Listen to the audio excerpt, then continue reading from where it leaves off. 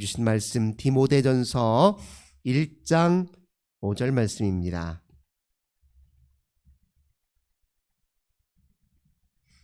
디모데전서 1장 5절 말씀입니다.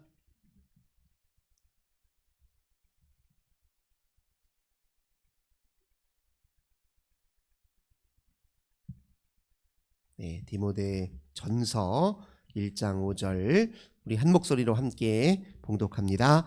이 교훈의 목적은 청결한 마음과 선한 양심과 거짓이 없는 믿음에서 나오는 사랑이거늘. 아멘. 오늘도 주님과 함께 하루를 시작하시는 우리 모든 성도님들, 하나님께서 하늘의 크신 은혜와 평화 가득 부어주시길 주님의 이름으로 간절히 기원합니다. 오늘 본문의 말씀 통해서 복된 교훈이라는 제목으로 함께 은혜 나누도록 하겠습니다. 디모데 전서는 바울이 사랑하는 자신의 제자 디모데에게 에베소 교회의 지도자로서 그를 임명하고 그에게 역할을 부여하면서 교회를 너희가 목회를 잘 하려면 이런 점들을 유의하고 또 경계해야 된다. 또 교회의 질서는 어떻게 잡아야 되는지, 또 너 자신은 지도자로서 어떤 마음가짐을 가져야 되는지, 이런저런 목회와 관련된 영적 교훈을 주는 내용이 바로 디모데 전서다. 이렇게 이해하시면 됩니다. 오늘 바울이 디모데에게 이제 주었던 이 영적 교훈이었는데, 디모데라는 사람은 이제 누구였느냐? 우리가 이미 잘 알고 있는 것처럼 바울이 가장 아끼는 제자였습니다. 그는 바울이 루스드라, 소아시아에 있는 루스드라라고 하는 지역을 전도하면서 만나게 된 사람인데요. 디모데는 어머니가 유대인이고 그리고 아버지가 이제 헬라인이었습니다. 어떻게 보면 두 문화와 세계가 이 디모데에게서 합류되어서 이 디모데는 여러 면에서 선교에 아주 요용한 인물이었다. 그렇게 이해할 수 있습니다. 즉 유대 문화도 잘 이해했지요. 어머니에게서, 어머니가 유대인이니까 어려서부터 유대의 율법에 관해서도 또 유대인들이 사용했던 언어에 관해서도 틀림없이 이제 일부 교육을 받았을 것입니다. 뿐만 아니라 이제 아버지가 또 헬라인이기 때문에 당시에 공용어로 사용되었던 헬라어에 있어서도 능숙했을 것이고, 또 이방의 문화와 세계와 그리고 철학에 관해서도 어느 정도 기본적인 지식을 가지고 있었을 것입니다. 그런데 양쪽 세계에 관한 문화와 지식과 또 언어를 이해하고 있었기 때문에 이방인을 향해서 전도하고 선교하는데 크게 역할을 했을 것으로 우리가 미루어 짐작할 수 있을 것입니다. 뿐만 아니라 당시에 디모데가 주변 사람들에게 평판이 아주 좋았어요. 덕스러운 사람이었고 여러 면에서 많은 사람들 앞에 칭찬을 받는 사람이었습니다. 그가 얼마나 바울의 사랑을 많이 받았는지, 바울이 교회들에게 이제 서신서를 보낼 때 이 디모데의 손에 들려서 보낼 때가 많았어요. 그리고 바울이 다 미처 돌아보지 못한 교회들을 살필 때 꼭 디모데를 보내서 그 교회의 성도들의 신앙이 어떠한지, 교회의 형편이 어떠한지, 어떤 어려움에 봉착해 있는지, 문제는 어떻게 해결하고 있는지 이걸 살피도록 이렇게 명을 했던 사람이 바로 디모데였습니다. 그래서 오늘 1장 2절에 보면요, 디모데를 가리켜서 바울은 뭐라고 표현하느냐, 믿음 안에서 참 아들 된 디모데, 이렇게 표현해요.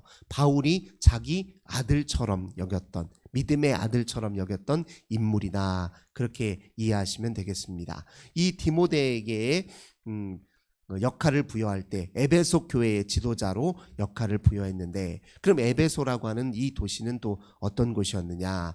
당시에 에베소는 소아시아 지역에서 지금의 이제 튀르키예를 말합니다. 그 지역에서 가장 큰 상업도시이자 무역도시였어요.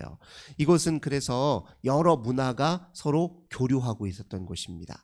다양한 인종과 많은 사람들이 오고 갔던 곳이었고요.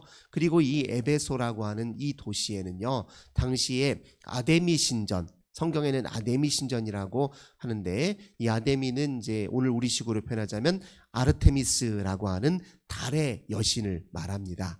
이 달의 여신을 섬기는 신전이 있었는데요, 얼마나 이 신전이 컸던지 지금 이제 세계 7대 미스터리 중에 하나다 이렇게 꼽힐 정도로 굉장히 웅장한 신전이 위치했던 곳이에요. 그러니까 이교 문화와 종교가 발달해 있었던 곳이고 또 많은 사람들이 다양한 종교를 그렇게 숭배했던 곳이기도 합니다. 또 아르테미스 신전이 이렇게 크게 웅장하게 세워져 있었기 때문에 이 아르테미스 관련된 여러 신상들을 또 만들어 가지고 그걸 우상 숭배하는 곳이기도 했어요. 사도행전에 보면 이 에베소 지역을 전도하다가 바울의 전도 활동 때문에 그 아르테미스 우상을 만들어 팔던 이 세공업자들이 이 바울의 교훈 때문에 또 바울이 말한 복음 때문에 자기들 지금 이거 장사하는 길이 막히는 일이 생겨가지고 바울을 고발하고 바울로 하여금 이제 바울의 그 선교 활동을 회방하는 그런 장면이 묘사되고 있을 정도로 에베소라고 하는 지역은 이 다양한 인종과 문화와 또 종교가 혼재해 있었던 그런 곳이었어요.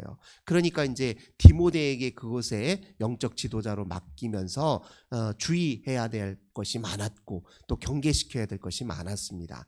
근데 무엇보다도 교회 안에 복음의 진리를 왜곡하는 거짓 교사들이 들어와서 교묘한 잘못된 가르침을 주는 것을 잘 경계하고 다른 교훈, 즉 진리와 복음의 진리와 위배되는 그런 가르침들을 교회에서 전하지 않도록 메시지 관리를 잘하도록 이 디모데에게 철저히 당부를 했습니다.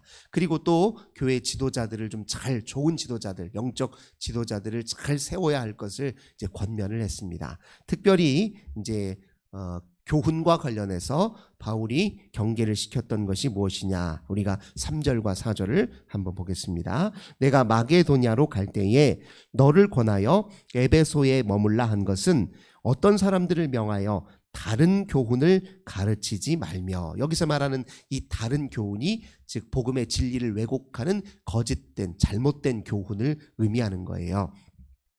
특별히 그것을 뭐라고 바울은 묘사하느냐, 4절 보니까 신화와 끝없는 족보에 몰두하지 말게 하려 함이라 이렇게 표현하고 있습니다. 당시에 에베소 교회에 침투했던 거짓 교사들이 설파하는 메시지는요, 당시에 다른 이교적인 신화와 그리고 여러 신들의 영적 우상으로 꼽힐 만한, 영적 영웅으로 꼽힐 만한 사람들에 대한 다양한 이름과 족보와 계보들을 막 다 열거하면서 굉장히 사람들로 하여금 굉장히 신비감을 갖게 만들어요.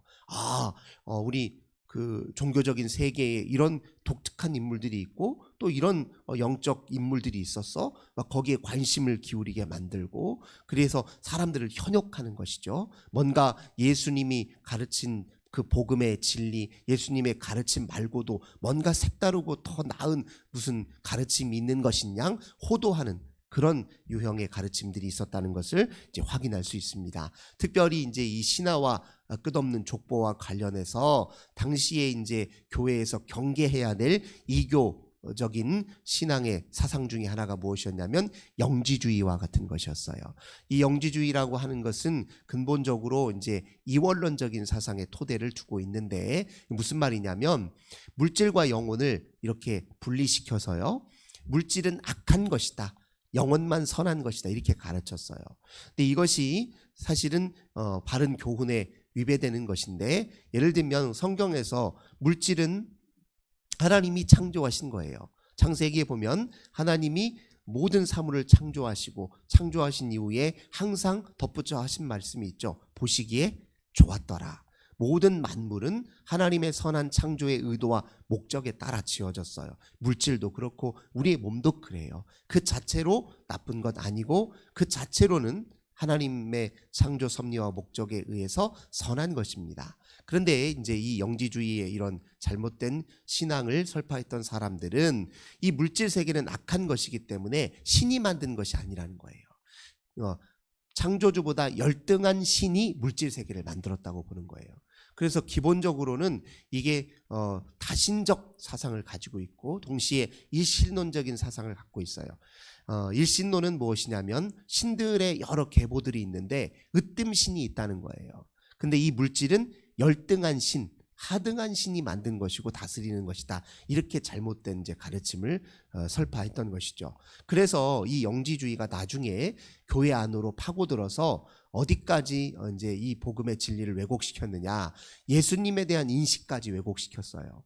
예수님은 겉으로 보기에는 사람의 몸을 진 것 같지만 실제로는 사람의 몸이 아니에요. 겉모양만 그럴 뿐이에요. 예수님은 완전히 그냥 영체일 뿐이지 몸은 전혀 없다고 이렇게까지 가르쳤어요. 그걸 이제 가연설이라고 이야기합니다. 그건 이제 명백하게 기독교 진리에 위배된 잘못된 가르침이었어요. 그냥 그 정도로 이제 기독교 복음을 왜곡시켰던 그런 무서운 당시의 이제 사상이었습니다. 영지주의가 가지고 있었던 이런 사상들은 주로 이제 어떤 이야기들이 많냐면 그 다양한 인물들의 이야기가 등장해요. 그러니까 영지라고 할 때 영지는 뭐냐면 신령한 지식이에요. 이 신령한 지식을 내가 갖고 있어야, 그걸 깨달아야 내가 물질이라고 하는 이 감옥으로부터, 몸이라고 하는 감옥으로부터 내가 초월해서 이걸 극복해서 벗어버릴 수가 있다. 이렇게 가르쳤거든요. 그러니까 그래서 영지를 중요하게 생각했던 사람들입니다. 이 영지를 누가 갖고 있느냐? 영적으로 신비한 인물들, 영웅들, 신비한 체험을 했던 사람들이 독점하고 있는 것처럼 그렇게 여겨졌어요. 이것 역시 기독교의 바른 교훈과는 명백히 다르죠. 예수 복음은 누구에게나 주어지는 것이에요. 그리고 그 자체로 자명합니다. 이건 뭐 누군가를 차별해서 무지한 사람, 또 많이 배운 사람, 뭐 이렇게 차별해서 교훈이 또 주님의 가르침이 전해진 게 아니에요. 주님의 교훈은 누구에게나, 모두에게나 선명하고 또렷하고 진실하게 전달되는 것이지 사람을 가리지 않아요. 근데 영지주의 같은 이런 이단 사상들은 당시에 굉장히 엘리트주의였어요. 그러니까 특정한 사람들에게나 전수되는 지식이에요. 모든 사람들에게 다 전해지는 지식이 아니에요. 근데 그런 왜곡된 측면들이 있었습니다. 그래서 이런 것들보다 바른 교훈을 알아야 되는데 4절 다시 보겠습니다. 이런 것은 믿음 안에 있는 하나님의 경륜을 이룸보다 도리어 변론을 내는 것이다. 이렇게 표현하고 있어요. 복음의 바른 진리에 입각해서 가르칠 때는 그 안에 하나님의 뚜렷한 구원의 목적과 의도, 그리고 지나온 모든 선지자를 통해서 주셨던 모든 예언의 말씀에 대한 명확한 성취, 약속의 이행, 이런 것들이 분명하게 드러나는데 이런 잘못된 이단 사설들은 서로 변론을 일으켜요. 분쟁과 다툼을 만든다는 거예요. 이것이 옳으니, 이게 더 뛰어난 지식이니, 이거 아니네, 이것이 더 옳은 지식이야, 이게 더 바른 영적 지식이야, 네가 가지고 있는 건 잘못된 거야. 서로 다툼만 만들 뿐이라는 거예요. 그러면서 진짜 복음의 진리에 입각한 바른 교훈은 어떤 특징을 지니고 있느냐, 5절에서 이제 우리가 읽었던 설명을 갖고 있습니다. 이 교훈의 목적은 청결한 마음을 갖게 한다는 거예요. 청결한 마음이 무엇입니까? 우리가 예수님이 하신 말씀 팔복 기억나시죠? 마음이 청결한 자는 복이 있나니 저희가 하나님을 볼 것이요. 무엇이냐? 복음의 진리, 바른 진리를 이해하고 깨닫는 사람들은요, 하나님에 대한 인식이 깊어진다는 거예요. 다른 말로 하자면 하나님과 친밀해진다는 거예요. 하나님과 가까워지게 만드는 것이 복음의 진리예요. 우리 예수님이 하나님께로 가는 길 그 자체잖아요. 그분이 곧 하나님이신 분이셨잖아요. 예수님을 바라보고 예수님의 가르침을 잘 이행하고 순종하려는 태도를 갖고 있는 사람, 예수님의 말씀을 하나님의 말씀으로 받고 또 이행하려고 하는 사람들은 다 하나님을 더 선명하게 인식하고 하나님 앞에 더 겸손해지고 또 하나님을 더 가까이 하고자 하는 열망이 샘솟는 게 되죠. 근데 왜곡된 거짓 진리를 얘기하는 사람들은요, 꿍꿍이가 따로 있었어요. 그들은 하나님에 대한 열망과 사랑이 목적이 아니라 자기 입속을 차리기 위한 것이 목적입니다. 특별히 교회에 침투했던 사람들은요, 내가 특별한 영적 지식을 갖고 있으니까 내 말을 들으십시오 하면서 자기를 주목시키고 자기를 우상화시키고 자기를 막 드러내는 데 힘썼던 사람이라는 거죠. 그러니까 그들의 목적과 복음의 진리와 이 의도하는 바는 이렇게 상반돼요.